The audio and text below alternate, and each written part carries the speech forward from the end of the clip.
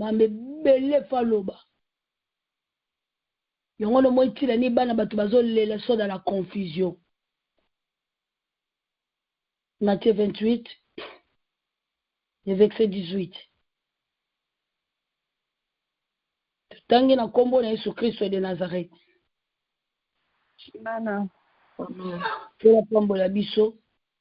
Jésus s'étant approché.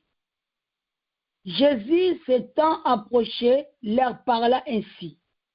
Bien aimé, autant à Bissonio, ce Matthieu 28, verset 18. Autant à Bissonio, autant à Longo.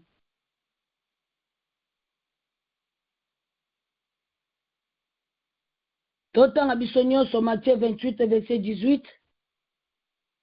Totangi na kombo na mokonzi Yesu Kristo de Nazareth. Amen. Pour la femme de Jésus s'étant approché, leur parla ainsi. Tout pouvoir m'a été donné dans le ciel et sur la terre. Si le pouvoir on a la paix ça y moi ça a l'autorité à dominer Mobile. Mobile a l'autorité à Christ. Mais le Christ à l'objet ne faisait 5 que l'homme est le maître de la maison, comme Christ est le maître de l'église. Si comme Mobile a l'autorité à saccaner la moisi, autorité à exercer le la moisi, parce que y a le col à la bokondi à famille. C'est-à-dire que moisi n'y sera ya bali. Famille à moi si on ne faut pas cahier, il faut que tout le monde a moi si on n'est pas naïe, il faut pas livrer moi si on n'est pas naïe, parce que bon continue c'est naga, moi si on naïe, il faut aller là-bas, il faut aller humilier, il faut pas tout bas saccaner la yé. Tela mbanda boa kotika na bana na yo. Yo ne bolo bana te yo le kake. Mais ba tout n'y a problème non bana ba kotika la wapi non ok wabi, kotika la pa na yé. Ba kotika pa Gisèle nan ko. De bon supplier l'auté. Bon de l'auté. Pourquoi bon de l'auté?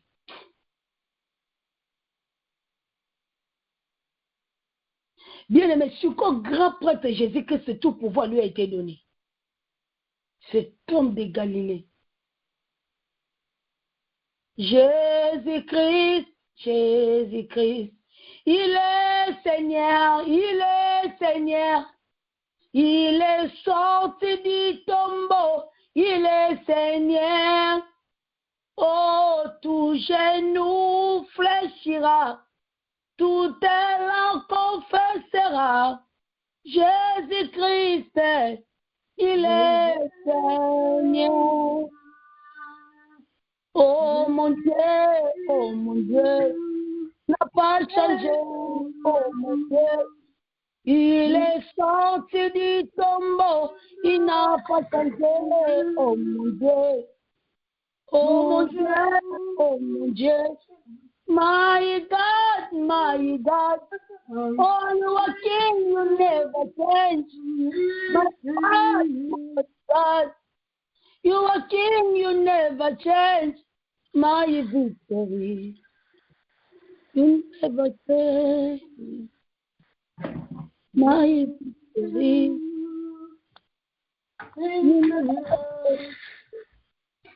Yo moni banzembe bene yemba mana ina ba couple parce que les solo ngana nzambe. Li solo ngana nzambe. My victory, you never change. Mon Dieu, tu n'as jamais changé. Et l'ongalanga obongwanité. Ma victoire, tu n'as jamais changé. Entends mon témoignage. Celle qui arrive là, il n'est pas n'importe qui. Lui, c'est Jésus. Lui, c'est le Christ. Lui, c'est le fin de la loi. S'il y a des lois qui ont été établies dans ta vie, mais cet homme de Galilée qui arrive, lui, c'est la fin de la loi, que toute loi doit être brisée au nom de Jésus-Christ. dans ma vie na se mutu bo zeze yi pour muta recevoir mutu kidiba. Amen. Amen. Amen, maman. Yango fa kota mutu na se. Mutu fa na identité libota. Filet Pierre, ezaki identité libota pour richesse ba tikela ya kotikela. Tata na ye. Muta tikela ya richesse, c'est que tata ne peut pas tikela ka ye pa ya muta famille na ye. Yango moni le diable, le serpent qui est Satan. Satan c'est le serpent ancien. Apocalypse 12 ici biso. Aïe qui réclamait Pierre. Pierre pour être sauvé, pour avoir ces jours-là, Pierre Moukolongo va enseigner les différences. Moukolongo Pierre, bali fongo la Pierre.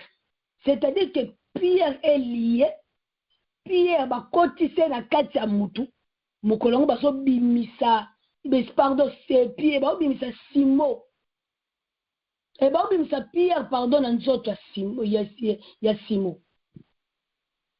Parce que Pierre est lié, Pierre est condamné, Pierre est manipulé et dominé. Si il faut basani, il faut pas bimisa Pierre. Pierre Fabima. Si bazotal cette différence, celui qui a choisi la katalibota naye, Simo, et Pierre qui est choisi par Jésus-Christ de Nazareth. Tant que disciple de Jésus-Christ. Celui qui vient, c'est le Messie. Celui qui arrive là, c'est lui le Dieu. C'est bien aimé pour l'angine.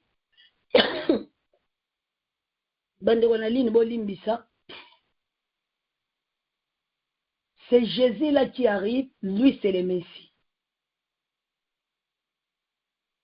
Lui c'est la fin de la loi. Romains 10:4. Jésus-Christ est la fin de la loi. Vous sacanez Pierre dans moulaï. Vous manipulez Pierre. Vous saliez n'engebino sengeli bo sala. Vous jouez n'engebino sengeli bo jouer na ye. Siko mukolo na ye azoya. Amen. Yango Pierre nzamba pambolo mama. Pierre faut quitter. Pierre faut quitter. Na identité famille wana. Il faut chocolat filet. Parce que filet zali lamba libota. Richesse sortikala nango. Identité pour nous connaître que Pierre aza Pierre na boitu ya famille pe na filet ya lamba ya libota.